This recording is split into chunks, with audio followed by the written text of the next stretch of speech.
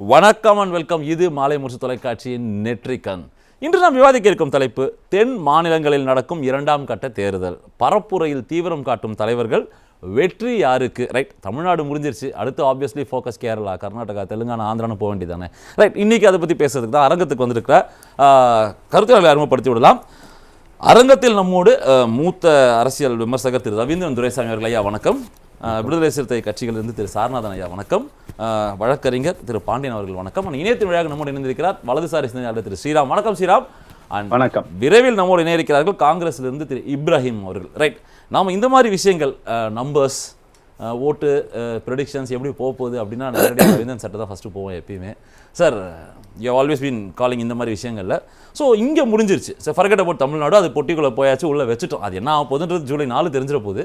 But இப்போ வந்து அதிகமாக பேசப்படுவது ஜூன் 4, அதிகமாக பேசப்பட போகிறது Kerala, Karnataka, specially Andhra and other places where BJP is desperately trying. 120க்கும் மேலே சீட்டு, 400க்கு மேலே எடுக்கணும் அப்படின்ற குறிக்கோள் அவங்களுக்கு இருந்தால் இங்கே வந்து கண்டிப்பாக ஏதோ ஒரு விஷயம் செய்ய வேண்டிய கட்டாயம் அவங்களுக்கு இருக்குது. ஆனால் அதே நேரத்தில் தென்னகம் வளர்கிறது, வடக்கு தேய்கிறதுன்னு சொல்கிறாங்க காங்கிரஸுக்கு. ஸோ இந்தியா அலையன்ஸ்னு ஒரு பெரிய விஷயம் வச்சுருக்காங்க. ஸோ இந்த தென்னகத்து தேர்தலை கட்டமாக எங்களுக்கு சிம்பிளாக புரிஞ்சுக்கணும். தென்னக மாநிலங்களில் 2019 ரிசல்ட் படி எந்த கட்சி அதிகமாக இருக்குன்னு நாம் சொன்னால் நம்ம தமிழக மக்களுக்கே அது வந்து புதிய செய்தியாக தான் இருக்கும். ரைட்டு.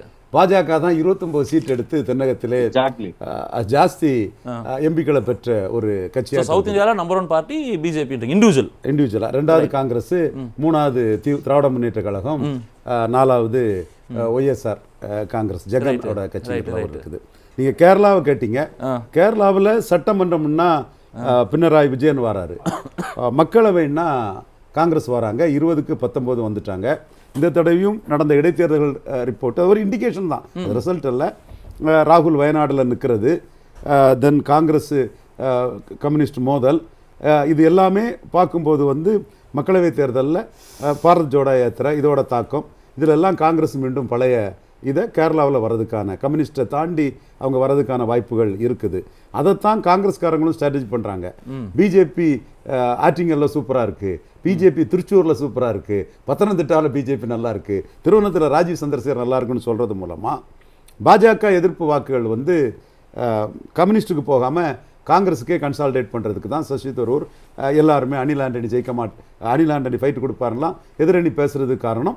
அந்த எதிர்ப்பு ஓட்டுகள் கம்யூனிஸ்ட் கீழே போய் அவங்க மீண்டும் பழைய வெற்றியை பெறதுக்குள்ள ஒரு வியூகத்தை வகுத்து தான் போகிறாங்க.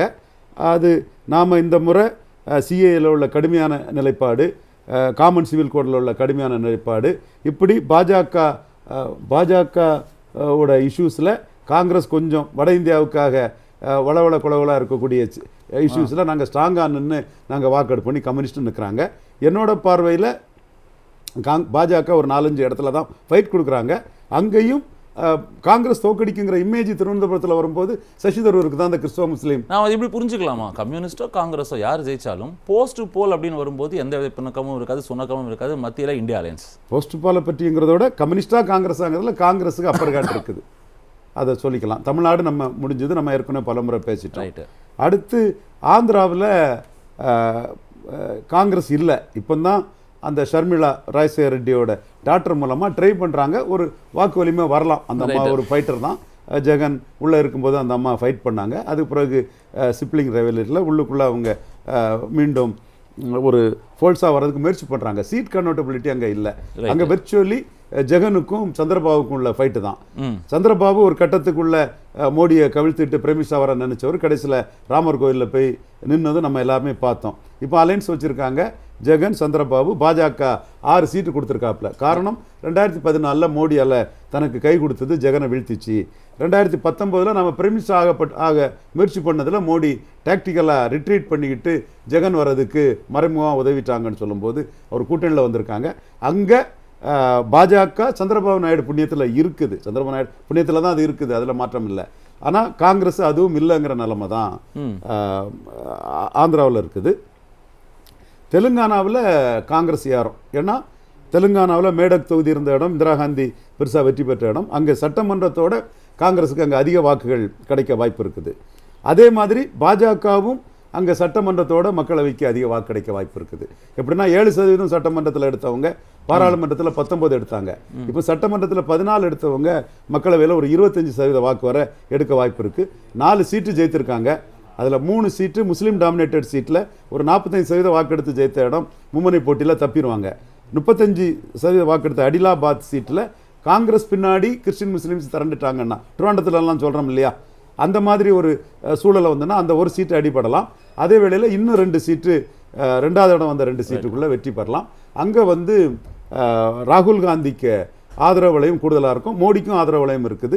சந்திரசேகர் ராவ் வந்து அங்கே பலகீனப்படுவார், 2 சைடும் பலகீனப்படுவார். இந்துக்கள் வாக்கில் பாஜக கிட்டையும் முஸ்லீம்கள் வாக்கில் சிறுபான்மையினர் வாக்கு அந்த பக்கம் போகுது, இப்போ பலப்படுவார்.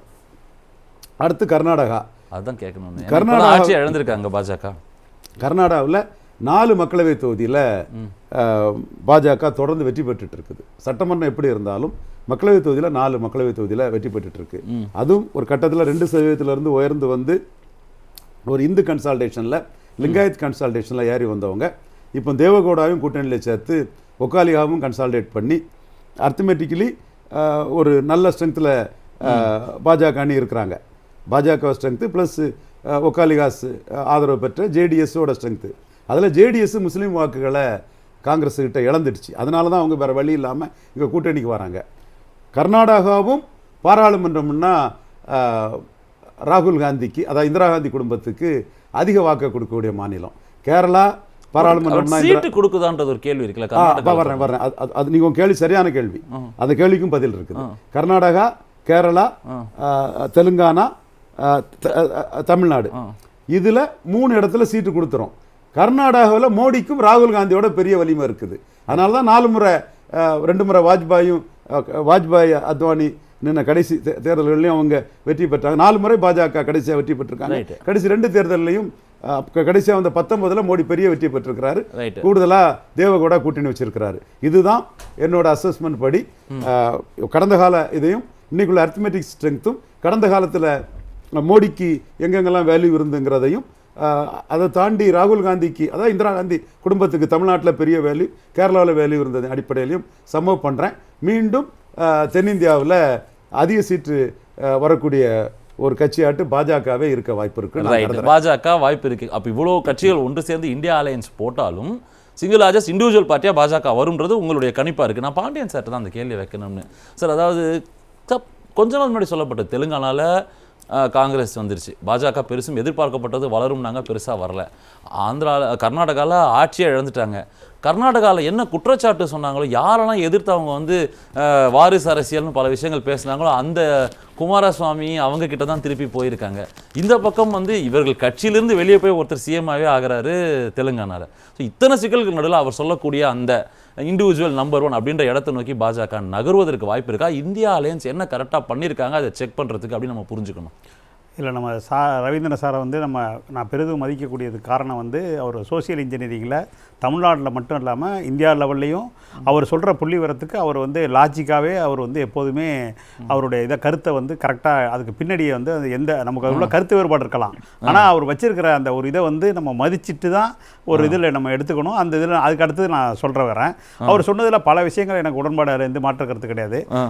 டைரெக்டாகவே வந்துடுவோம். மொத்தம் போன தர 130 மொத்தம் இந்த தமிழ்நாடு பாண்டிச்சேரி சேர்த்து 130 தொகுதி இந்த இப்போ நம்ம பேச போகிற இன்னைக்கு ஸ்பீச்சில் அதில் 29 தொகுதி பிஜேபி வந்திருக்கு. அது சிங்கிள் லார்ஜஸ்ட் பார்ட்டி. 2019 எனக்கு 2 கருத்தே கிடையாது, ஏன்னா அது வந்து ஃபேக்ட். அதனால் அதை வந்து நம்ம டிஸ்பியூட் பண்ண முடியாது, பண்ணவும் தேவையில்லை. இப்போ என்ன ஆகும் அப்படின்னு சொன்னாக்கா, அந்த சார் சொல்கிறது வந்து அது வந்து திருப்பி 29க்கு மேலே தான் வரும் அப்படிங்கிற மாதிரி சொல்லாமல் சொல்கிறாரு. நம்ம அதையும் கூட இது பண்ணிக்கலாம். ஆனால் அது நடக்குமா அப்படின்னு கேட்டிங்கன்னா, ஃபஸ்ட்டு கர்நாடகாவில் ஸ்ட்ரெயிட்டாகவே கர்நாடகா போயிடும். மற்ற எல்லாமே பெரிய டிஸ்பியூட் தெரியல எனக்கு. கர்நாடகாவில் என்ன அப்படின்னு கேட்டிங்கன்னாக்கா, இப்போ எடியூரப்பா பையனுக்கு எதிர்த்து போட்டி போடுறதே வந்து பிஜேபியோட ஒரு லீடரு. அப்போ அந்த இடத்துலையே ஃபஸ்ட்டு அடி வாங்கிடுது.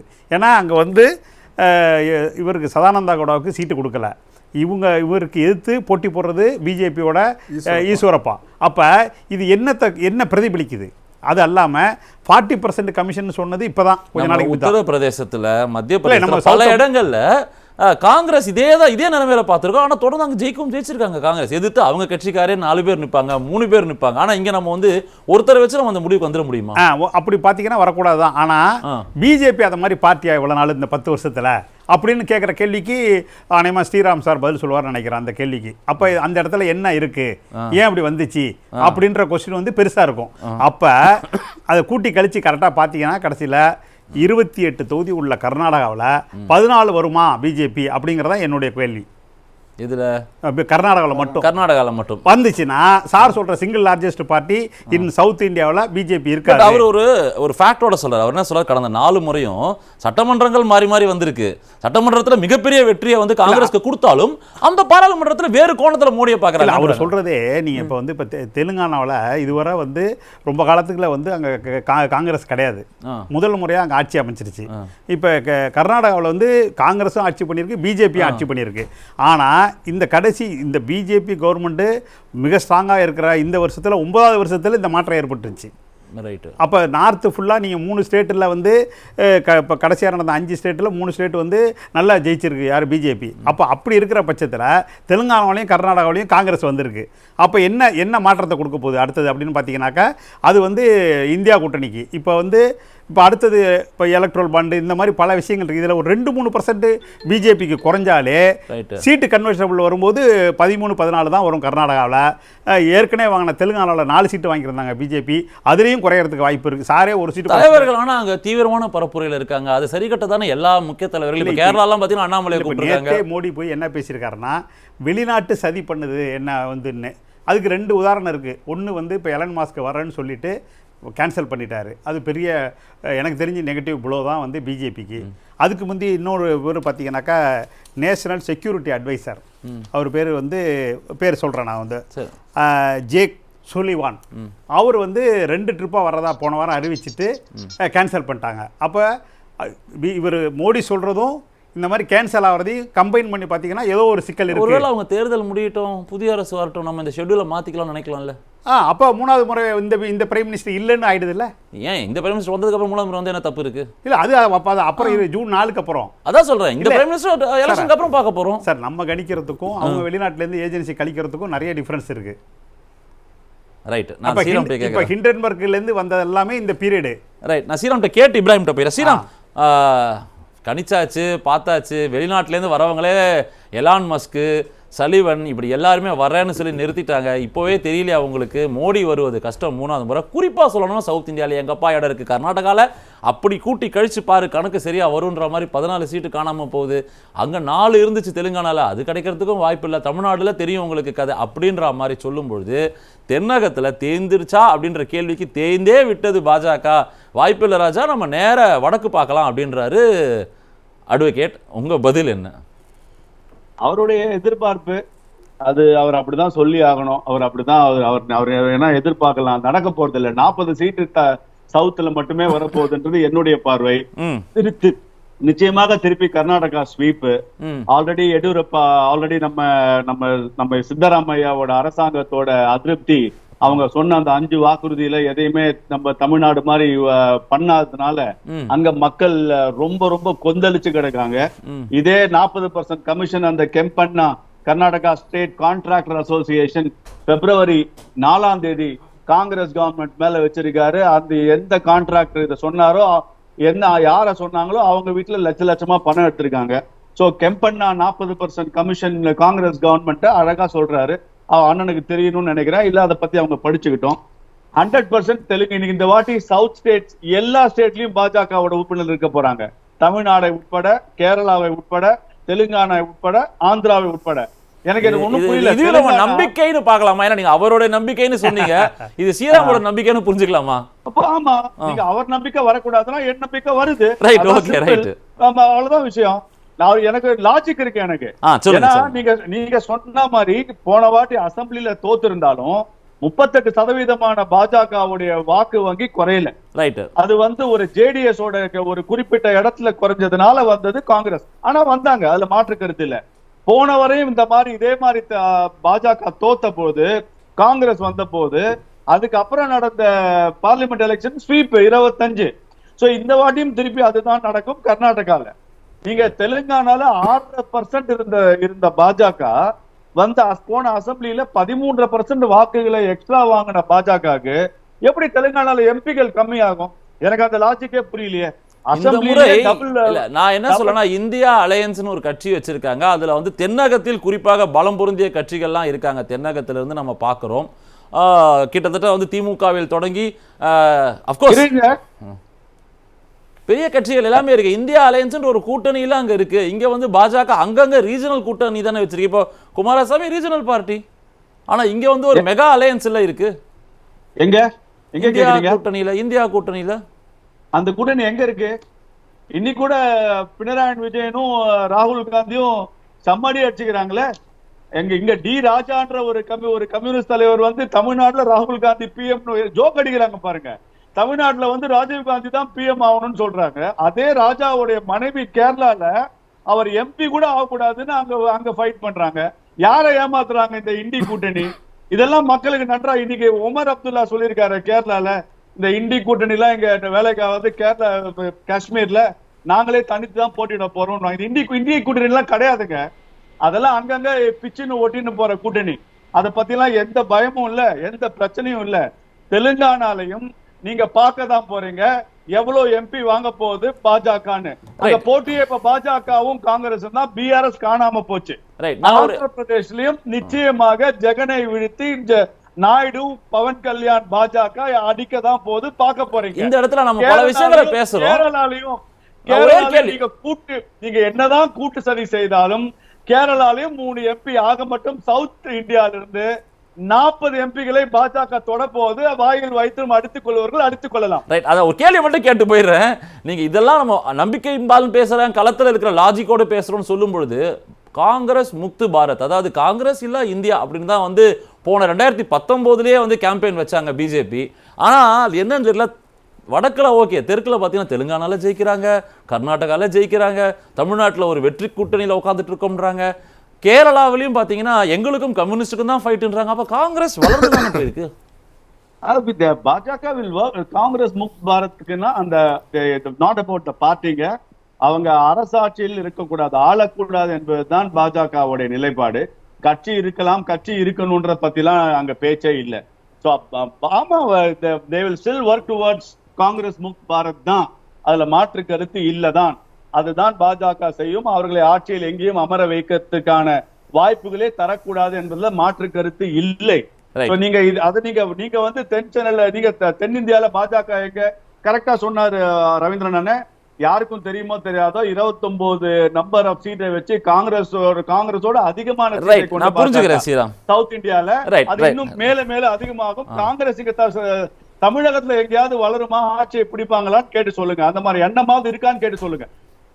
ரைட், நான் புரிஞ்சுக்கிறேன். ஆனா ஒட்டுமொத்தமா பாஜக தென்னிந்தியாவின் எதிர்பார்ப்பு என்ன? நீங்க ஒரு விமர்சகரா தொடர்ந்து தேர்தல்களை பார்த்துக்கிட்டே வரீங்க. 14, 19, 24.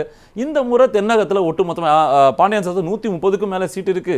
இங்க ஜெயிச்சாதான் நீங்க சொல்லக்கூடிய 400 பார் அப்படின்றாரு. சோ அது இங்க எவ்வளவு இருக்கும் நம்புறீங்க? சவுத் இந்தியாக்கு தானே 40 சீட்டுன்னு சொல்லியிருக்கேன் உங்களுக்கு. 40 சீட்டு. ஓகே, ரைட், 40 சீட்டு. ரைட், ரியலிஸ்டிக்கா சொல்றேன். ரைட், நான் இப்ராஹிம் அவர்கிட்ட தான் கேட்கிறேன். இப்ராஹிம் வணக்கம், இருக்கீங்களா? ரைட், நான் சார்நாதன் அவர்கிட்ட போயிட்டு இப்ராஹிம்கிட்ட வரேன். சார்நாத் சார், நீங்கள் வந்து இந்த முறை வந்து விசிகா தமிழ்நாட்டில் 2 தொகுதிகளாக இருந்தாலும் வெளி மாநிலங்களில் குறிப்பாக தென்னகத்து மாநிலங்களில் 9லேருந்து 10 தொகுதி போட்டியிடுறோம்னு அறிவிச்சிங்க, வேட்பாளர் அறிவிச்சிங்க, களமும் காண்றீங்க. அஃப்கோர்ஸ் தனிப்பட்ட முறையிலன்னு கூட சொல்லலாம். அது இந்தியா கூட்டணியா அப்படின்ற தாண்டி கூட நான் வளர்கிறேன் அப்படின்ற எண்ணத்தோடு நீங்கள் போகிறீங்க. பட் இந்த தேர்தலை பொறுத்த வரைக்கும் அவர் ஒரு விஷயம் சொன்னார். தமிழகத்தில் வளருது, தென்னிந்தியாவில் அதிகமாக கால் தடம் பதிக்குது பாஜக, 40 சீட்டு. அங்கே என்ன ஒரு குழப்பம் இருக்குது? இங்கே எந்த குழப்பமும் இல்லை. நாங்கள் போட்ட கூட்டணி தெளிவாக இருக்குது, பரப்புரையில் தெளிவாக இருக்காங்க தலைவர்கள், நாங்கள் ஜெயிக்க போகிறோம், நம்பிக்கை இருக்குது, நம்பிக்கையை தாண்டி லாஜிக்கும் இருக்குன்றாரு. இல்லை, இதை நம்பிக்கைன்னு சொல்ல முடியாது, அவங்களுடைய ஆசைன்னு சொல்லலாம். ரைட்டு, ஆசைப்படுவதற்கு எல்லாருக்கும் உரிமை இருக்குது. அது பொதுவாக அரசியல் கட்சிகளுக்கு எப்பயுமே ஆசைன்றது அதிகாரத்தை நோக்கிய பெரும் பலமான ஆசை இருக்கும். அதை அவங்க வெளிப்படுத்துகிறாங்க, அதில் தவறில்லை. பொதுவாகவே இந்தியா கூட்டணி அண்ணன் சொன்னது வந்து ஸ்டாட்டிஸ்டிக்கலி கரெக்ட். பிஜேபி 29 தொகுதிகள் வெற்றி பெற்றார்கள் என்பது கணக்குப்படி சரியானது. ஆனால் இந்த தேர்தல் அப்படின்றது என்டிஏ அப்படின்னு ஒரு அமைப்பு இல்லை. இன்னைக்கு நிதிஷ்குமார் இந்த அமைப்பில் சேரலன்னு சொன்னால் என்டிஏன்றது ஒரு முழுமையான கூட்டணி அமைப்பு கிடையாது. பிஜேபி தான் அகில இந்தியா முழுமைக்கும் இன்றைக்கு தேர்தலில் நிற்கக்கூடிய கட்சி. இப்போ அவங்க பெருமையில படணும் அது. இல்லை அவங்க பெருமைப்பட்டுக்கிட்டோம். இப்போ பிஜேபி இங்கே கூட 40 இடத்துல நிற்கலாம், 25 இடத்துல நிற்கலாம். சீமான் 40 இடத்துல நிற்கிறாரு. அதனால் அதில் பெருமைப்படுறதுக்கு எதுவும் இல்லை. எத்தனை தொகுதியில் வின்னபிலிட்டி வெற்றி பெறக்கூடிய வாய்ப்புகள் இருக்குன்றதை பொறுத்து தான் ஒரு அரசியல் கட்சியோட இது இருக்க முடியும். அந்த அடிப்படையில் நிதிஷ்குமாரும் சந்திரபாபு நாயுடுவை விட்டால் எந்த இடத்திலும் என்டிஏ கூட்டணிக்கான ஒரு முழுமையான கூட்டணிக்குரிய தலைவர்களே கிடையாது. இந்த அடிப்படையில் பார்க்கும்பொழுது தனியாக பிஜேபி 29 இடம் வெற்றி பெறுவதற்கும் மீதி இடம் முழுமைக்கும் ஒய்எஸ்ஆர் காங்கிரஸை தவிர்த்து அந்த 29ல் 22 வந்து 2019 ஒய்எஸ்ஆர் ஜெயிக்கிறாரு. மற்ற எல்லா இடங்கள்லையும் வெற்றி பெற்றது யாருன்னா இந்தியா கூட்டணி. இன்றைக்கு இந்தியா கூட்டணின்னு பெயரிடப்பட்டிருக்கிற இந்த கூட்டணி தான் 2019 மற்ற தொகுதியில் வின் பண்ணுறோம். அப்போ அதுதான் பெரும்பான்மை. பெரும்பான்மை எப்படி தீர்மானிக்கப்படும்? பிஜேபி எத்தனை தொகுதி ஜெயிச்சுதுன்றதை வச்சு இல்லை, கூட்டணி மொத்தமாக எத்தனை தொகுதி. இந்தியா கூட்டணி 270 தொகுதிகள் மேலே வெற்றி பெற்றால் அது பெரும்பான்மைக்கு பெற்று ஆட்சியை பிடிக்குதுன்னு அர்த்தம். போன முறை நீங்க பார்த்திருப்பீங்க 303 இடங்கள் பாஜக ஜெயிக்குது, கூட்டணி அதுக்கப்புறம் ஜெயிக்குது, அப்சல்யூட் மெஜாரிட்டி. அதுதான் நான் சொல்ல வரேன். நம்ம தென்னிந்திய மாநிலங்களை பொறுத்த வரைக்கும் பேசும்பொழுது தென்னிந்திய மாநிலங்களில் யார் பெரும்பான்மை பெற்றது அப்படின்னு பார்த்தீங்கன்னா இந்தியா கூட்டணி. அதே இந்தியா கூட்டணி இன்றைக்கு இன்னும் பலமா இருக்கு. நீங்க அப்படிதான் இதை பார்க்கணும். தமிழ்நாட்டில் எல்லோரும் அறிஞ்ச விஷயம், பாரதிய ஜனதா கணக்கை தொடங்கலாம் என்று நினைக்கலாம். ஆனா கணக்கை தொடங்குவதற்கு அவருக்கு முகவரியே கிடையாது. தமிழ்நாட்டில் முகவரி அட்டை இல்லாதவர்கள் வங்கி கணக்கு கூட தொடங்க முடியாது. அதுதான் உண்மை. அப்படிப்பட்ட நிலையில 4 எம்எல்ஏக்கள் இருக்காங்கன்றாங்க. யாரு?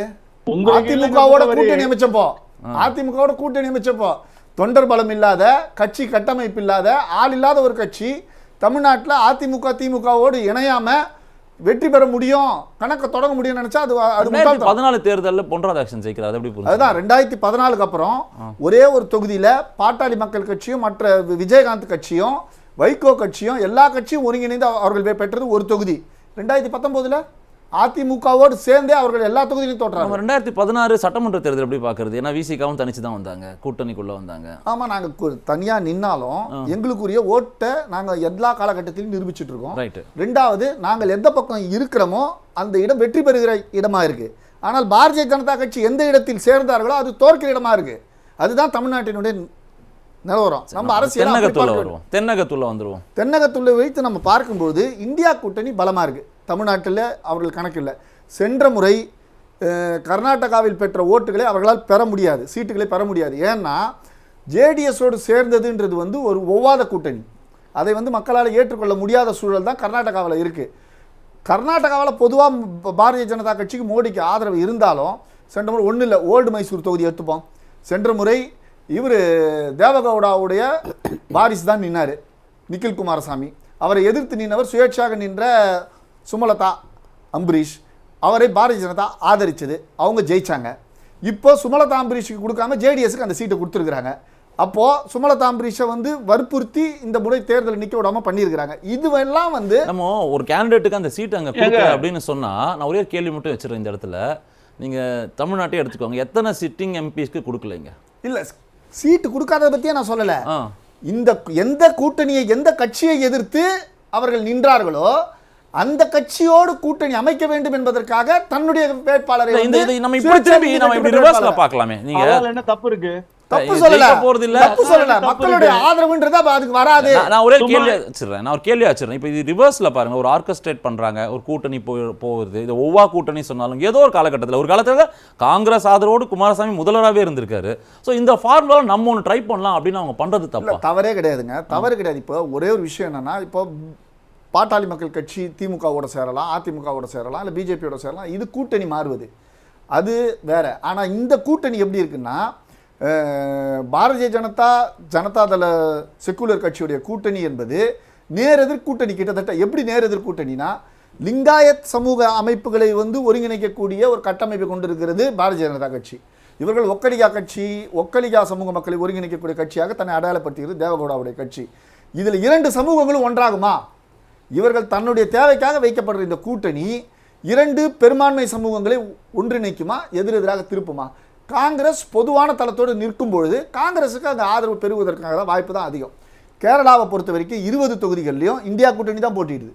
கம்யூனிஸ்ட் வெற்றி பெற்றாலும் சரி, காங்கிரஸ் வெற்றி பெற்றாலும் அது இந்தியாவுக்கு நல்லா இருக்கு கேட்கறது. இதுதானே உண்மை.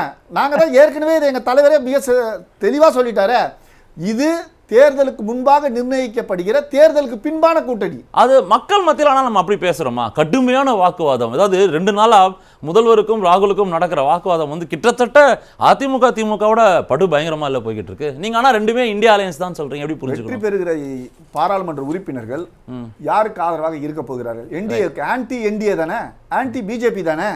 அந்த எம்பிகளுடைய கணக்கு எங்க வர? நான் இப்ராஹிம் வந்துட்டாரு. ரொம்ப நேரம் காத்திருந்தோம் இப்ராஹிம்காக தான். காத்திருந்தது வீண் போகல. இப்ராஹிம் வந்துட்டாரு. இப்ராஹிம் வணக்கம். இப்ராஹிம் கேக்குதா? வணக்கம் கேக்குது, சொல்லுங்க. இப்ராஹிம் கடுமையான குற்றச்சாட்டை வச்சாரு ஸ்ரீராம். வாய்ப்பே இல்ல, நாங்க தான் கர்நாடகால இந்த முறை ஸ்வீப் பண்ண போறோம், பாத்துக்கிட்டே இருங்க, கேரளால 5 அடிக்கிறோம், தெலுங்கானால ஜெயிக்கிறோம்னு அவர் நம்பர் பட்டியல் வந்து 40 கடந்து போய்கிட்டு இருக்கு. காங்கிரஸுக்கு ரொம்ப கஷ்டம் தாங்க அப்படின்ற இடத்தையும் அவர் தொடர்றாரு. இங்க பாருங்க, கேரளால எதிர் துருவம், கர்நாடகாவில் நாங்கள் தான் வந்து ஒரு அலையன்ஸ் போட்டுட்டோம், இந்த பக்கம் ரேவந்த் ரெட்டி பல எதிர்ப்புகளை பேசிட்டு இருக்காரு, நாங்கள் தாங்க அப்படின்றாரு அவரு. நம்ம எப்படி புரிஞ்சுக்கணும் இந்த இடத்த? இல்ல, அதாவது முதல்ல இந்த தமிழகத்துடைய தேர்தல் எப்படி வந்து ஒரு கிளீன் ஸ்வீப் அப்படின்னு நம்ம எல்லாம் கருத்து கணிப்புகள் எல்லாம் சொல்லுதோ, இன்றைக்கு பத்திரிகையாளர்கள் எல்லாம் சொல்லி வராங்களோ, எளிய மக்களுக்கு கூட தெரிஞ்சிருக்க விஷயமா இருக்கிற விஷயம். இன்றைக்கு கர்நாடகாவும் ஒரு கிளீன் ஸ்வீப் கண்டிஷன்ல தான் இருக்கு. காரணம் என்னன்னு கேட்டீங்கன்னா, கர்நாடகால இங்க எப்படி நம்ம 29 பைசா கவர்மெண்ட் அப்படின்னு நம்ம சொன்னோமோ, அங்க 13 பைசா கவர்மெண்ட் ஸ்டேட்மெண்ட் இன்றைக்கு மிகப்பெரிய அளவுல தாக்கத்தை ஏற்படுத்தியிருக்கு. ஏன்னா அந்த அளவுக்கு வரிப்பகிர்வுல ரொம்ப மோசமாக கர்நாடகாவை பாஜக ஒன்றிய அரசு வங்கிச்சேர்றதா நம்ம பார்க்க முடியுது. இதன் காரணமாக கிட்டத்தட்ட, அதாவது வறட்சியை சமாளிக்க முடியாம 17,400 கோடி ரூபாய் மத்திய அரசு உரிமை கோரி இருக்கிறாங்க. அப்ப அதை கொடுக்காத மத்திய அரசு இன்றைக்கு வாக்கு வங்கிகளுக்கு மட்டும் கர்நாடகால நேரடியாக இறங்கி பிரச்சாரம் செய்யறது. இதை மக்கள் ஒருபோதும் அனுமதிக்க மாட்டாங்க. இதை தாண்டி நம்மளுக்கு எல்லாம் தெரியும், தொடர்ந்து அங்க வந்து பாஜக மத அரசியலை கிளப்புவாங்க, சில நேரத்துல சாதி அரசியலை கிளப்பிடுவாங்க.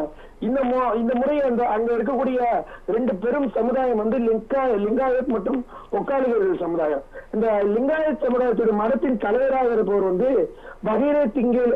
பகீரே திங்களேஸ்வர். இவர் வந்து நேரடியாக வந்து அந்த நாடாளுமன்றத்துடைய தார்வாட் தொகுதியில போட்டிடுறாங்க. அங்க இதற்கு எதிராக யார் பாஜகவுடைய வேட்பாளர் போட்டிடுறாங்க அப்படின்னா, பிரகலாத் ஜோஷி இருக்காருல்ல, இந்த மத்திய அமைச்சர் பிரகலாத் ஜோஷி நேரடியாக அங்க போட்டிடுறாரு. அப்ப லிங்காயத் சமுதாயத்தை கடுமையாக விமர்சிச்சதாக நேரடி குற்றச்சாட்டை அந்த மதத்தின் தலைவர் நேரடியாக பாஜகவின் மீது வைக்கிறார்.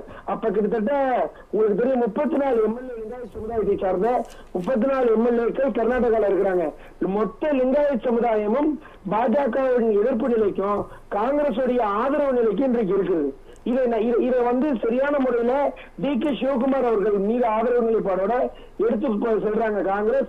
அதன் வெளிப்பாடாக தான் இன்றைக்கு சொம்ப எடுத்து வச்சுக்கிட்டு பிரச்சாரம் பண்ண. ஏன்னா சொம்புதான் மிச்சவங்க,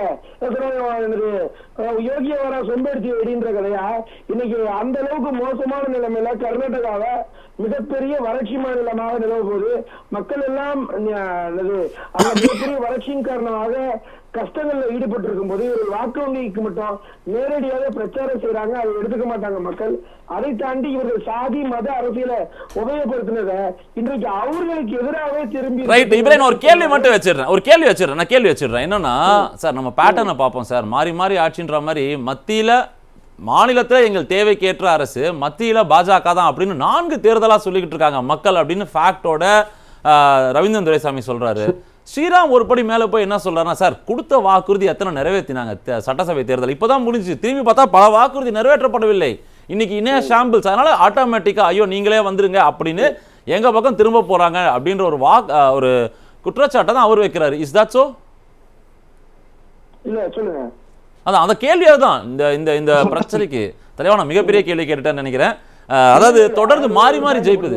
நீங்க சொல்ல வர்றது என்னன்னா, இருவேறு சமுதாயம், அதாவது நீங்க வந்து கர்நாடகால சமுதாயத்தை தாண்டி வந்துருவோம், இல்ல சமுதாயம் தாண்டி வந்துருவோம். நம்ம எல்லா மாநிலத்தையுமே இவங்க சொல்லி வந்தாலுமே ஆனா ஒரு பாயிண்ட்ல அவங்க ஸ்டிக் அவுட் ஆக மாட்டாங்க. என்னன்னு கேட்டீங்கன்னா, இப்ப கேரளாவுடைய விவகாரத்தை எடுத்துக்கோங்க. பாருங்க, நீங்க வந்து ஆந்திரால நீங்க கூட்டணியில இல்ல, சரியா? தெலுங்கானால ரூலிங் பார்ட்டி நாங்க, சரியா? கர்நாடகால நீங்க ஆட்சியில இல்ல, தமிழகத்துல காங்கிரஸ் கூட்டணி நாங்க இருக்கிறோம், கேரளாவை பொறுத்தளவுக்கு BJP out of the ground. அங்க வந்து நேரடியா கம்யூனிஸ்டும் கம்யூனிஸ்டும் மற்றும் காங்கிரஸ் மட்டும்தான். அப்ப நீங்க எப்படி தென் மாநிலங்கள்ல ஒரு மிகப்பெரிய ஒரு ஆதரவு நிலைப்பாடு இருக்குன்றது வந்து ஏத்துக்க முடியாத விஷயம். இதை தாண்டி நம்மளுக்கு எல்லாம் எப்படி இவங்க ஒரு கதை விட்டாங்க, எய்ம்ஸை கொண்டு வருவேன்னு சொன்னாங்கல்ல. கேரளாலயும் என்ன சொன்னாங்க அப்படின்னா எய்ம்ஸை கொண்டு வந்துருவோம், இங்க எய்ம்ஸை கொண்டு வந்து எய்ம்ஸுக்கு நிகராக இந்திய தேசிய ஆயுர்வேத பல்கலைக்கழகத்தை நிறுவோம்னு சொன்னாங்க. ஆனா அதையுமே நிறுவல. அங்க புயல் ஏற்பட்டது. என்னோட கேள்வி உள்வாங்கிடுங்க. புரியுது புரியுது. நான் என் கேள்வி அது குறித்து ஒரு வார்த்தையும் திறக்காத இந்திய நாட்டு பிரதமரும் சரி அமைச்சர்கள் நன்றி நன்றி நன்றி வாக்கு வங்கிகளுக்காக நேரடியாக பிரதான மந்திரி. ரைட் இப்ராஹிம், இதை தாண்டி இன்னொரு விஷயத்தை சொல்றீங்க. நான் கேள்வி வாங்கிட்டு நீங்க பேசினா நல்லா இருக்கும். கடலோர மீன பிரச்சனை, அரபிய கடலோரத்துடைய மீனவ பிரச்சனைகள் இருக்குல்ல, அது அங்க அதிகமா இருக்கு. அது குறித்து ஒரு வார்த்தை கூட கேரளாவில் இருக்கு. அது காரணம் யாருங்க? பாஜகவுடைய காரணம். அது கச்சத்தீவு அப்படியே அள்ளி குடுத்தீங்களே, அது காரணம் யாரு? வந்து பாலிடிக்ஸ் அந்த பிரச்சனைக்கு இன்னும் என் கேள்விக்கு பதில் நான் ஒரு கேள்வி மட்டும் வச்சிடுறேன். நீங்க சொல்றதெல்லாம் லாஜிக்கலி ரைட், நாம எல்லாமே புரிஞ்சுக்கலாம். ஆனா இங்க சமீபத்திய வார்த்தை பிரயோகங்கள் பினராயி விஜயனுக்கும் ராகுலுக்கும் நடப்பது வடக்குல எப்படி பார்ப்பாங்க? ஏன்னா இங்க இருவரும் வந்து கடுமையான குற்றச்சாட்டுகள், கைது செய்ய வேண்டும் அளவுக்கு குற்றச்சாட்டு இருக்கு, கடுமையான சாடல். ராஜா அவருடைய மனைவி நிற்கிறாங்க வயநாடுல. ஆனா நம்ம வடக்கு ஃபேஸ்ல ஓட்டிங் கேட்க போகும்போது இருவருமாக சேர்ந்து ஓட்டு கேட்கும் போது அந்த ஜெனுவினிட்டி மக்கள் எப்படி பார்ப்பாங்க? இல்லைங்க பாருங்க, ஒரு விஷயத்தை புரிஞ்சுக்கோங்க. அதாவது பாஜகவுடைய அரசியல் என்பது வேற, காங்கிரஸ் உடைய அரசியல் சித்தாந்தம் என்பது வேற. நீங்க ஒரே மாநிலத்துல ஆட்சி புரியுறீங்கன்றதுக்காக குற்றச்சாட்டு எடுத்து வைக்க கூடாதுன்றதெல்லாம் கிடையாது. கூட்டணியில இருக்கீங்கன்றதுக்காக குற்றச்சாட்டை எடுத்து வைக்காம அரசியல் பண்ணுன்ற நிலைப்பாடு கிடையாது. அப்படி நீங்க கனெக்ட் பண்ணீங்கன்னா அதிமுக கூட்டணியோட இருக்கும்போது இங்க இருக்க மாநில தலைவர் அண்ணாமலை அவர்கள் அம்மையார் ஜெயலலிதா ஒரு ஊழல் குற்றவாளின்னு சொன்னாங்க. புரியுதா? அது மாதிரி பல்வேறு தரப்புகள்ல இருக்கும். அதெல்லாம் இப்ப பெரிய அதை பெருமைப்படுத்தி இருந்தா இன்றைக்கு கூட்டணி பலவாக இருந்திருக்காது. இப்ப நாங்க என்ன சொல்றோம், பினராயி விஜயன் அவர்கள் பேசுறாருல, இது இந்தியா அலையன்ஸ்ல எது மாதிரியான தேசிய லெவல்ல தாக்கத்தை ஏற்படுத்துச்சு? இல்ல கூட்டணி விரிசல் சம்பந்தமாக இதோடைய அகில இந்திய பொதுச்செயலாளர்களோ அகில இந்திய தலைவரோ கம்யூனிஸ்ட் பார்ட்டியில இருந்து ஏதாவது ஒரு அறிக்கை விட்டாங்களா? இது வந்து ஒரு மாநிலத்துக்குள்ள இருக்கக்கூடிய பிரச்சனைங்க. அந்த மாநிலத்துல நேராக போட்டியிடக்கூடிய கட்சி வந்து கம்யூனிஸ்டும் காங்கிரஸும் அதன் சார்பாக ஒரு கருத்து தெரிவிக்கிறாரு. அப்ப நாங்க எங்களுடைய கட்சியை வலுப்பட செய்யறதுக்கான எல்லா வேலையும் செய்யறோம். ஆனா அதே நேரத்துல இந்திய அளவுல வரும்போது ஜனநாயகத்துக்கு ஆபத்தாக இருக்கக்கூடிய பாஜக கட்சியை எதிர்க்கிறதுல கம்யூனிஸ்ட் பார்ட்டி தெல்ல தெளிவாக இருக்கிறது. நீங்க ரூல் அவுட் பண்ற பாயிண்டே வச்சுக்கோமே. நீங்க ரூல் அவுட் பண்ற பாயிண்ட் பிரகாரமே பினராயி விஜயனை ஒரு நேரடியாக ராகுல் காந்தி தாக்கி பேசுனது காரணமாகவோ இல்ல பினராயி விஜயன் நேரடியாக ராகுல் காந்தியை விமர்சிச்ச காரணத்துக்காகவோ எங்களுடைய இந்திய கூட்டணியிலிருந்து கம்யூனிஸ்ட் விலகி போறதா அறிக்கை கொடுத்தாங்களா? ரைட், புரிஞ்சிச்சு. நான் திருப்பி வரேன். ரவீந்திரன் சார்ட்ட போனோம். ரைட், நன்றி நன்றி. நான் வரேன். அரசியல் இருக்கு. நீங்க மக்களுடைய பிரச்சனையை கவனிக்க மாட்டீங்க, மக்களுக்கான எந்த நலத்திட்டங்களும் வழங்க மாட்டீங்க. எல்லாத்தையும் தாண்டி நேரடியா ஓட் பேங்குக்கு மட்டும் பொதுக்கூட்டத்தையும் காமன் மினிமல் ப்ரோகிராம். ரைட், புரியுது. நன்றி நன்றி. நான் ஸ்ரீராம் கிட்ட போயிட்டு நான் ரவீந்திரன் சார்ட்ட வரேன். ஸ்ரீராம், ஒரே ஒரு கேள்வி. ஸ்ரீராம் அவர் சொன்னதுல இருந்து ஒரு கேள்வி கேட்கிறேன், ரொம்ப சிம்பிளான ஒரு கேள்வி. ரைட், நன்றி. என்ன நிலைப்பாடு ரைட், நன்றி இப்ராஹிம். வரேன், நான் திருப்பி வரேன். The ideal leadership of ideal பாலிடிக்ஸா இருக்கு. ரைட், நன்றி. நான் திருப்பி வரேன். ஸ்ரீராம் ஒரு சின்ன ரொம்ப சின்ன குறுக்கீடு வாங்கிட்டு நான் ரவீந்திரன்ட்ட போறேன். தலைவா, பிரச்சனை வந்து எங்களுக்கும் கம்யூனிஸ்டுக்கும் மாநில லெவல்ல நாங்க சண்டை போடுறோம். மத்திய இருக்கிற கம்யூனிஸ்டே கண்டனம் விடல. நாங்க வந்து ஒன்னாதான் வந்து வட மாநிலங்கள் தேர்தலில் வாக்கு கேட்கிறோம், வாக்கு போடுறாங்க. உங்களுக்கு என்ன பிரச்சனை? நீங்க டெவலப்மெண்ட்டை பேசுறதை விட்டுட்டு நாங்க பேசுறத வந்து ஒரு இஷ்யூவா எடுத்து குளிர் காயலாமான்றது தான் அவருடைய கேள்வியா இருக்கு. இல்ல டெவலப்மெண்ட் பத்தி தான் பிரதமர் பேசுறாரு. இப்ப நடக்கிறது பார்லிமெண்டரி எலெக்ஷன். நீங்க தமிழ்நாட்டுல ராகுல் காந்தி பிஎம், அதே ராகுல் காந்தி பார்லிமெண்ட்ல எம்பியா கூட வரக்கூடாதுன்னு சொல்றதை இந்த டிராமாவை யார் ஏத்துப்பா? மக்கள் அவ்வளவு முட்டாளுன்னு நினைச்சிட்டீங்களா? ஒரு எம்பியே அந்த ராகுல் காந்தி எம்பியாவே ஆகக்கூடாதுன்னு சொல்ற கம்யூனிஸ்டுக்கும் நாங்களும் ஃப்ரெண்ட்ஸ்னா மக்களுடைய மனநிலையே அவ்வளவு நீங்க கிள்ளுக்கிறியா நினைச்சுக்கிறீங்கன்னு தான் நான் சொல்லுவேன். நாம் தமிழர் அவர்கள் சொல்றேன், திமுக ஆரம்பிச்ச காலத்துல இருந்து அவங்க கூட்டணி இல்லாம அவங்க ஆட்சியிலே இருந்ததுல அவருக்கு தெரியுமா தெரியாதான்னு தெரியல. நடந்து முடிந்த இந்த உள்ளாட்சி தேர்தல்ல பாஜக தனித்து இருந்து எத்தனையோ கவுன்சிலர்ஸ் எல்லாம் இருந்திருக்கு. நாம் தமிழருக்கு எவ்வளவுங்க இருக்கு சொல்ல முடியுமா? நம்ம நாம் தமிழருக்கு இல்ல அவர் வந்து பாஜக கூட்டணி இல்லாம இருக்க முடியாதுன்னு சொல்றாரு. அதற்கான எக்ஸாம்பிள் சொன்னேன். நாம் Right. தமிழர் அட்லீஸ்ட் நான் வரேன், திருப்பி வரேன். நான் ரவீந்திரன் சார்ட்ட போயிட்டு இன்னொன்னு இருங்க, ஸ்ரீராம். சுமலதா நான் அவர்கள் சொன்னதே பாஜகவில் இணைஞ்சிருக்காங்க. BJP ஒரு candidate தனியாய் ஒரு கட்சியில இணைய ஒரு போறாரு. நிமிஷம். 3 பேர் பேசினா கேட்காது. யாரையும் கேட்க ரைட் ரைட் நன்றி நன்றி இருவருக்கும் நன்றி. Thank you gentleman. விரும்பி வந்து சேர்த்திருக்காங்க. Thank you. இன்னைக்கு வயநாட்டுல ஒருத்தரா பேசினா காதுல விழும். இன்னைக்கு வயநாட்டுல இன்னைக்கு ராகுல் காந்தியோட ஸ்ரீராம் கொஞ்சம் அமைதி. ஸ்ரீராம் அமைதி அவர் பேசிட்டோம். பாஜகல வந்து இணைச்சிருக்காங்க. அமைதி, ஒருத்தர் பேசினாதான் கேட்கும். நீங்க அவரை கூப்பிட்டு கேளுங்க. நன்றி இருவருக்கும் நன்றி. சரி நன்றி. நான் ரவீந்திரன் சார்ட்ட போயிட்டு திருப்பி வரேன். நான் ரவீந்திரன் சார், இங்க வந்து ஒரு இன்ட்ரெஸ்டிங்கான ஒரு விஷயம் பேசப்படுகிறது. அதாவது வந்து இந்த மாதிரி நீங்க என்ன டைனமிக்ஸை செட் பண்ணாலும் மக்கள் மூடுன்னு ஒன்று இருக்கு. தென்னகத்து மக்கள் மூடு பொதுவாகவே வந்து ஆன்டி பிஜேபியாக தான் இருக்கு.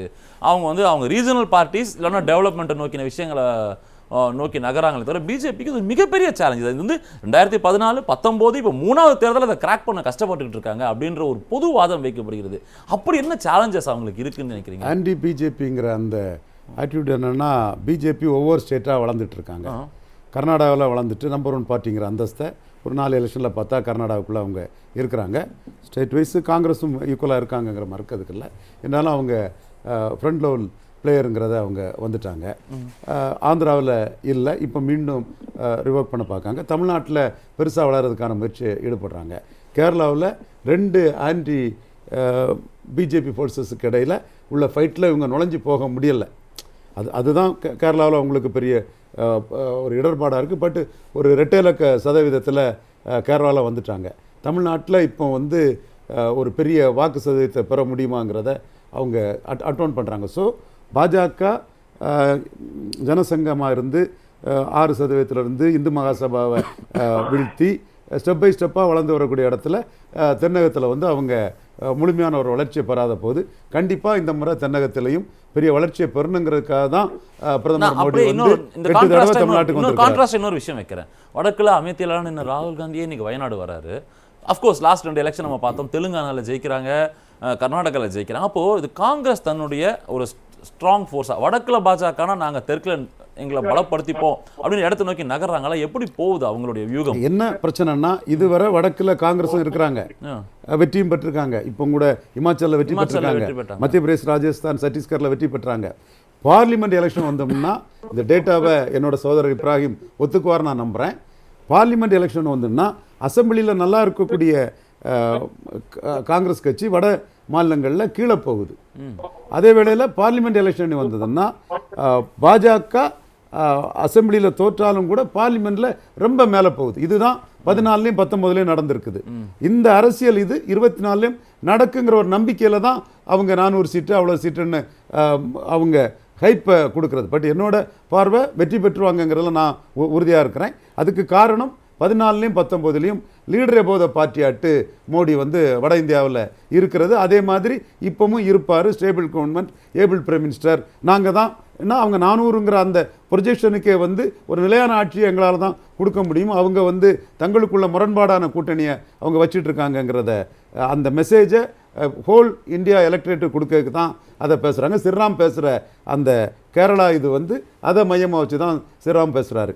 இன்னொரு ஆங்கிள் என்னென்னா, பாஜக எதிர்ப்புங்கிற ஒரே புள்ளிக்குள்ளே தங்களுடைய லாபத்தை யாரும் விட்டுட்டு போகிறதுக்கு தயாரில்லை. இப்போ தமிழக முதல்வர் மு.க. ஸ்டாலின் அவர்கள் 10 சீட்டு காங்கிரஸுக்கு தெளிவாக கொடுத்துட்றாருன்னா 2004 பார்த்துருக்கிறாரு, 19 பார்த்துருக்கிறாரு, 24 பார்க்குறாரு. மீண்டும் அவங்களுக்கு ஒரு ஸ்டேட்டஸ் கோவாட்டு அதே ஒரு நிரந்தர கூட்டணியாக அது வேணும்னு அவர் விருப்பப்படுறாரு. அவர் அதை கொடுக்குறாரு. லாபம் இருக்குது.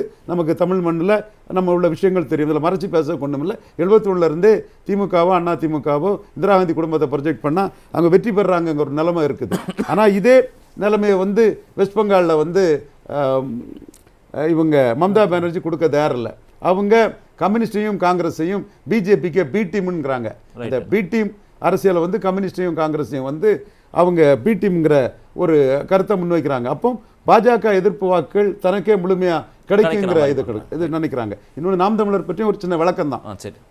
இது நகர்ப்புற உள்ளாட்சி எலெக்ஷன் நடக்கும்போது 3வது இடத்துக்கு பாஜக தான் வரும். அண்ணாமலை உழைப்பில் டெல்லி பாஜக ரிசல்ட்ஸ் ஆதரவில் வெற்றி பெறுவாங்கன்னு பெரிய அளவில் டிக்ளேர் பண்ணது நான் தான். எலெக்ஷனுக்கு முன்னாடி அதை டிக்ளேர் பண்ணியிருந்தேன். அதே மாதிரி தான் பாஜகவும் 3வது இடம் வந்து. பட் நாம் தமிழர் கட்சிங்கிறது சீமானுங்கிற ஒற்றை நபரோட ஒரு பிரச்சார வலிமையில் நிற்கக்கூடியது. அதுதான் ஈரோடு கிழக்கிலே நான் பதிவு பண்ணியிருந்தேன். 1% வாக்கு தான் உள்ளாட்சி தேர்தலில் ஈரோடு கிழக்கில் எடுத்திருந்தாங்க நாம் தமிழர். ஆனால் பாஜக ப்ளஸ் அதிமுக கூட்டணியாக நிற்கும்போது அவங்க 30% ஸ்ட்ரக்சர் ஸ்ட்ரென்த் எடுத்திருந்தாங்க. பட் சீமானுக்கு பிரச்சாரத்தால் அது 6.3% வாக்காக உயர்ந்தது. எடப்பாடியால் பிரச்சாரத்தால் 5% குறைஞ்சிது. அதோட ரிஃப்ளெக்ஷன் ஜெனரல் எலெக்ஷனில் எப்படி இருக்க போகுது, சீமானுக்கு பிரச்சார வலிமை எப்படி இருக்குன்னு நான் ப்ரிடிக்ட் பண்ண விரும்பல. எப்படி இருக்க போகிறங்கிறத நம்ம தேர்தல் முடிவில் அது பார்க்கலாம். அது கட்சி அமைப்பு பலத்தோட ஒரு ஒற்றை நபரோட பிரச்சார வலிமையில நிற்கக்கூடிய கட்சி. நான் இப்ராஹிம்கிட்ட போயிட்டு நான் வந்துடுறேன். இப்ராஹிம், சொல்லுங்க. சட்டசபை தேர்தல்களில் ஓகே நம்ம திருப்பி வருது வந்து ஒரு ஜோடோ யாத்திரை பண்ணுறது, அதுக்கப்புறமா ரிவைவல் ஆஃப் காங்கிரஸ் பலது பண்ணுறாங்க. பட் பொதுவாகவே பாராளுமன்ற தேர்தல் வரும்போது காங்கிரஸ் ஆளுகின்ற மாநிலத்தில் கூட அது வந்து able government, able PM, stable கவர்மெண்ட்ன்ற ஒரு எண்ணத்தோட மோடிக்கு தான் வாக்களிக்கிறாங்க. ஜெயிச்ச பல தொகுதிகளில் பாருங்க, பல மாநிலங்களில் கூட பாருங்க, காங்கிரஸ் ஜெயிக்குது சட்டசபையில், பாராளுமன்றத்தில் மோடி வந்து ஜெயிச்சுட்டு போயிடுறாரு. இதுதான் ட்ரெண்டாவே இருக்கு அப்படின்றது தான் ரவீந்திரன் சாருடைய வாதம். இல்ல இப்ப அதை பொறுத்தளவுக்கு அருமை சகோதரர் அண்ணன் ரவீந்திர அவர்களுக்கு நல்லாவே தெரியும். 2004 வந்து கிட்டத்தட்ட எல்லா மாநிலங்கள்லயும் நாங்க சட்டமன்ற தேர்தல் இழந்தோம். ஆனா 2004 வந்து மத்தியில ஆட்சி அமைச்சது வந்து காங்கிரஸ்.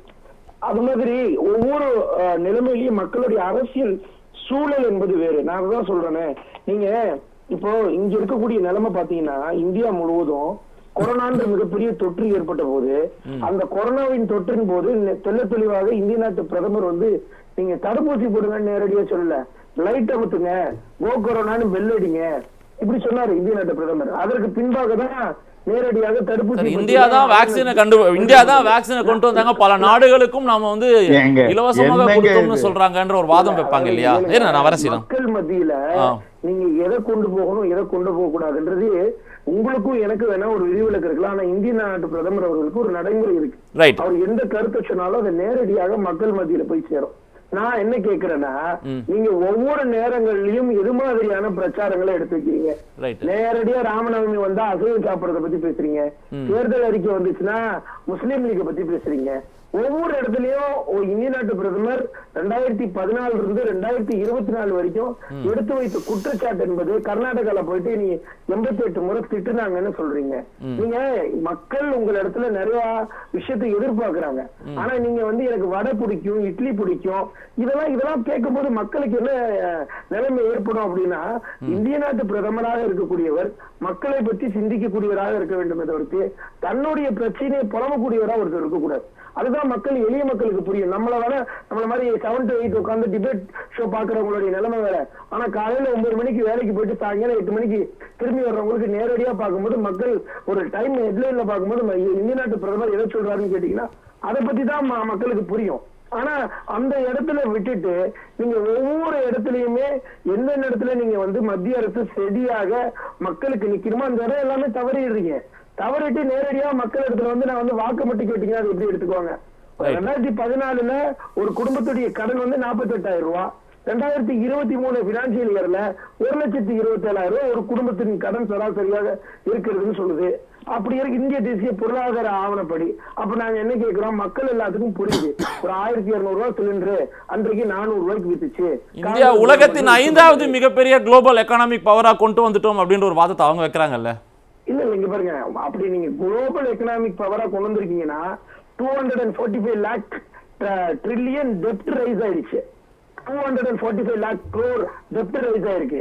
நீங்க வந்து 5 trillion எக்கனாமி பத்தி பேசுனீங்கன்னா 2,45,000 கோடி கடனுக்கு ஈட்டப்பட்டிருக்கிறது இந்திய நாட்டு அரசு. கிட்டத்தட்ட 14 பிரதமர்கள் கிட்டத்தட்ட 60 லட்சம் ரூபாய் வாங்குறாங்க. இந்த ஒரே பிரதமர் கிட்டத்தட்ட 110 லட்சம் ரூபாய். நான் உங்களுடைய குற்றச்சாட்டை புரிஞ்சுக்கிறேன். பாண்டியன் சாட்டை தான் அதோட ஆட் ஆன் கேட்க போறேன். ஒரு குறுக்கீடு மட்டும் தான். மக்களிடத்துல எதை கொண்டு போய் எப்படி பிரச்சாரம் செய்யணும் அப்படின்னா மக்கள்கிட்ட இருக்கிற பிரச்சனையை பேசணும். நாங்க தேர்தல் அறிக்கையில ஒவ்வொரு மாநிலத்துக்கும் என்னென்ன மாநிலத்துல பிரச்சனை இருக்குன்றத தெளிவா மேற்கோள் நன்றி. அதன் அடிப்படையில தான் மக்கள் எல்லாம் வாக்களித்து வராங்க. நான் புரிஞ்சுக்கிறேன். மக்கள் பிரச்சனையை பேசாம நேரடியாக மதத்தை வச்சு அரசியல் கேட்கும் போகும்போது அது மக்கள் அதற்கு ஒப்பிட்டு போக மாட்டாங்கன்னு சொல்றேன். நான் புரிஞ்சுக்கிறேன் சார். அதாவது பிரதமர் ஆனால் வந்து களத்தில் நீங்கள் பரப்புரையில் பார்த்தீங்கன்னா வேறு விதமான பரப்புரைகள் இருக்குது. இந்தியா டெவலப் ஆகிக்கணும் அப்படின்னா இன்னைக்கு இல்லை, அடுத்த 22 ஆண்டுகளில் நம்பர் 1 வரணும் அப்படின்னாலும், சூப்பர் பவராக வரணும்னாலும் ஒரு நிலையான ஆட்சி எங்களுக்கு தான் தரணும். அவங்க திசையே என்ன திசையில் நோக்கி இருக்காங்கன்னு தெரியல. எல்லாரும் வேறு வேறு திசையில் இருக்காங்க. இந்தியா கூட்டணிக்காக வாக்கு தொடர்ந்து அந்த பரப்புரை தீவிரம் இருக்குல்ல, எங்களுக்கே வாக்களிக்க வேண்டும்னு பேசுறாரு. இது எந்த அளவுக்கு எடுபடும்? இல்லை அது எடுபடாததுக்கு காரணம் என்னன்னு எடுபடாததுக்கு என்ன காரணம் அப்படின்னு கேட்டிங்கனாக்கா, இவர் வந்து முக்கியமாக இவங்க பிஜேபி வந்து முன்னெடுத்தது வந்து 370 காஷ்மீர் 370 பொது சிவில் சட்டம், ராமர் கோயில், சிஏஏ இதெல்லாம் முடிஞ்சிருச்சு. கிட்டத்தட்ட சில விஷயம்லாம் முடிஞ்சிருச்சு, சிலதெல்லாம் வந்து நடக்கலை. அந்த பிரச்சாரம் வந்து எடுபடலை, மக்கள்கிட்ட வடநாட்டில் எடுபடலை. ராமர் கோயில் அந்த அறக்கட்டளை திறந்தா கூட இவங்களுக்கு எடுபடலைன்னு தான் அடுத்த கட்டத்துக்கு வந்து வேறு வர்றாங்க. இப்போ அமெரிக்கா மற்ற நாடுகள்லாம் இந்த மாதிரி வந்து சதி பண்ணுதுன்னு சொல்கிறாங்க. முக்கியமான பிரச்சனை விலைவாசி உயர்வு, பெட்ரோல் டீசல் கேஸு எல்லாரும் சொல்லிட்டாங்க. அதை தாண்டி பணவீக்கம் வந்து தமிழ்நாடு இந்தியாவிலேயே டபுள் இன்ஜின் சர்க்கார் உள்ள பிஜேபியில் எந்த ஸ்டேட்லேயும் அதை வந்து பணவீக்கத்தை கட்டுப்படுத்தலை. ஆனால் தமிழ்நாடும் கேரளாவும் கட்டுப்படுத்தியிருக்கு. அப்போ இது எதை சொல்லுது? வாழ்வாதாரத்தை பற்றி அவங்க பேசவே இல்லை.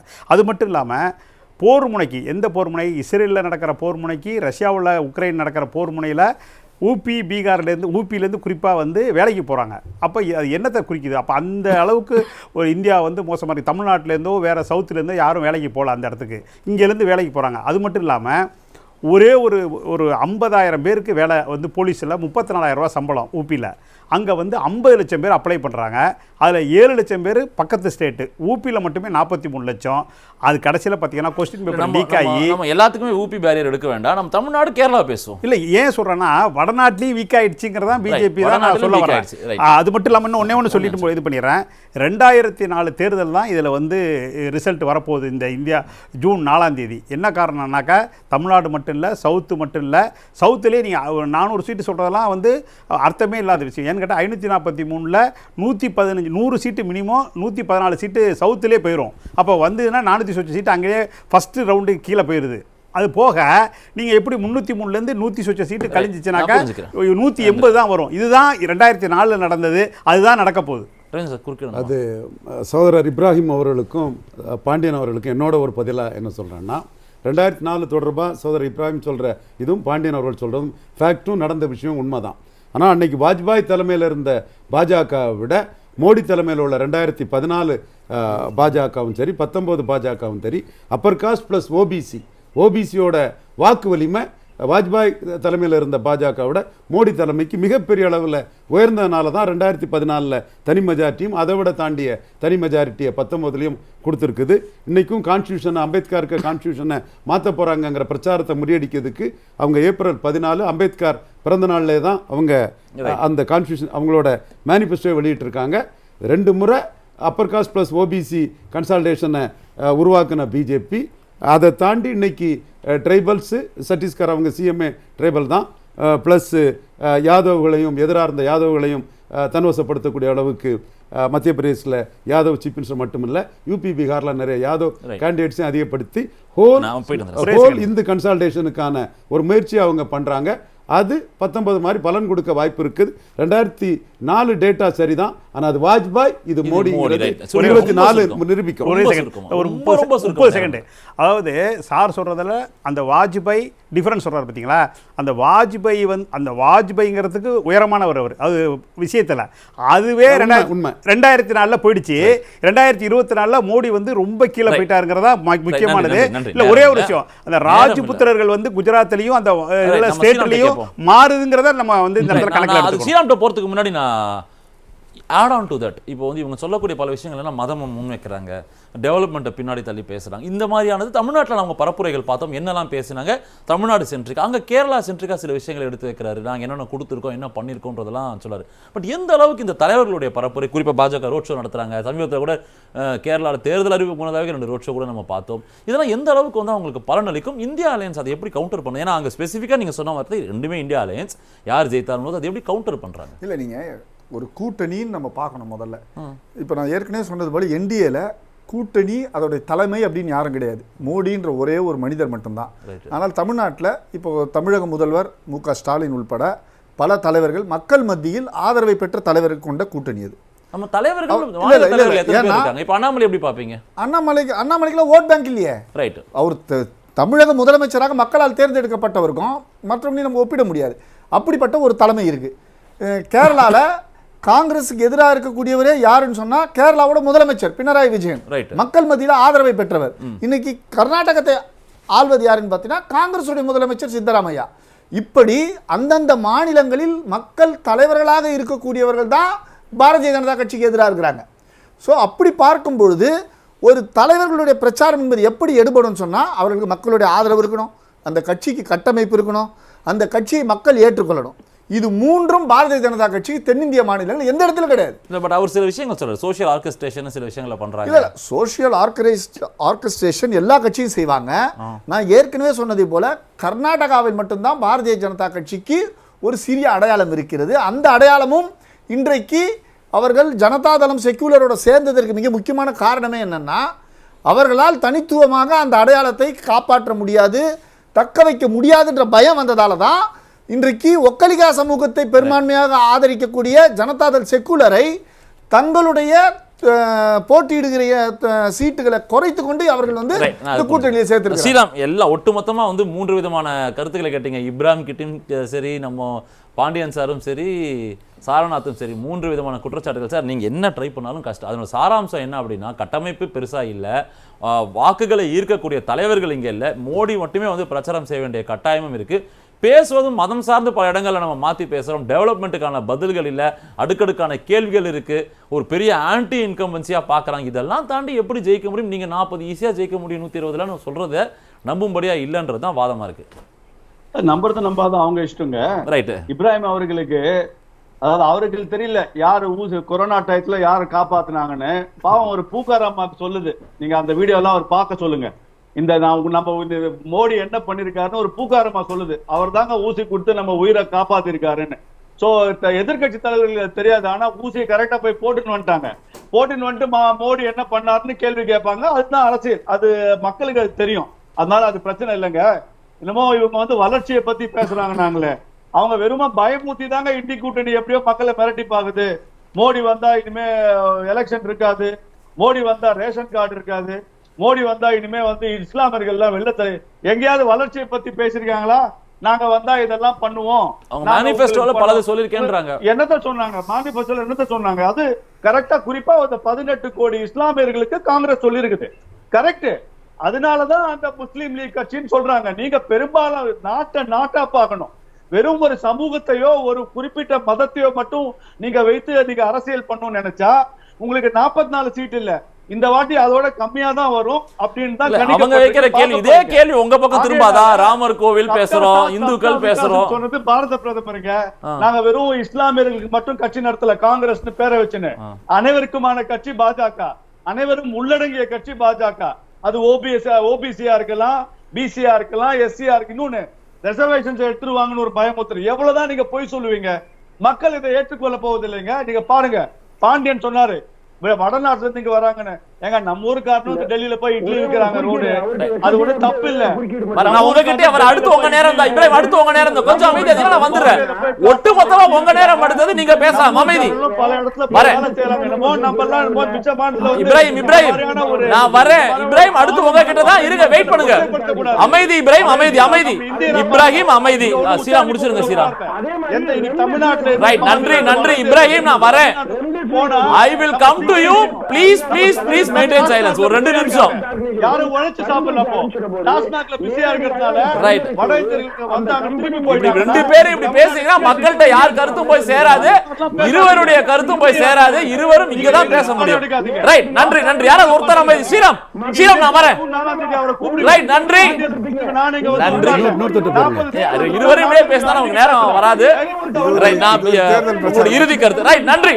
நான் ரவீந்திரன் துரைசாமியோட இறுதி கருத்துக்கு வரேன். அதாவது இறுதி கருத்தா வந்து சகோதரர் வழக்கறிஞர் சாரநாத் சொன்னாரு, அண்ணாமலையை பற்றி அவர் பேசினாரு. நானும் அண்ணாமலையை பற்றி டால் கிளைம் வைக்க விரும்பல. பட் மோடிக்கு இதுவரை வந்த பாஜக தலைவர்களை விட ஒரு வேல்யூ அடிஷன் உள்ள ஒரு தலைவரா அண்ணாமலை இருப்பாருங்கிறத தேர்தல் முடிவு நிரூபிக்குங்கிறத சொல்றேன். டால் கிளைம் வைக்க விரும்பல. மற்றவங்களோட பெற்றா உறுதியா பெர்ஃபார்ம் பண்ணுவாரு. முந்தைய பாஜக வாக்கு வலிமையை விட பெரிய வலிமையை காட்டுவார், நான் உறுதியா நம்புறேன். இப்ராஹிம் உங்க இறுதி கருத்து. இப்போ அமைதி, இப்போ ஒரு நல்ல அமைதி நிலவுது. இந்த நேரத்துல உங்க கருத்தை சொன்னீங்கன்னா மக்கள் கிரகிச்சுப்பாங்க. இருவர் பேசும்போது புரியாம போயிடும்.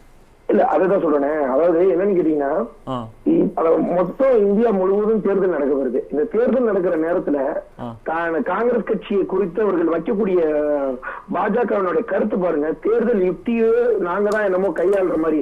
ஜம்மு காஷ்மீர்ல வெறும் 5 சீட்டு, 5 தொகுதி, 5 தொகுதியுமே 5 கட்டமா தேர்தல் நடத்துறீங்க. இப்படி இருக்கிற நிலைமையில இன்றைக்கு எனது அண்ணன் எல்முருகன் சொல்றாரு தேர்தல் ஆணையம் வந்து செயல்படுறது சரி கிடையாது. அண்ணாமலை அந்த பக்கம் சொல்றாரு தேர்தல் ஆணையம் குறித்து மிகப்பெரிய விமர்சனம். 1 லட்சம் ஓட்டு நீக்கிட்டீங்க சார், இது என்ன தமிழ்நாடு தேர்தல் ஆணையமா இல்ல இந்திய தேர்தல் ஆணையமா? யாரின் பால் அதிகப்படியான இந்த தேர்தல் ஆணையரை நீக்கி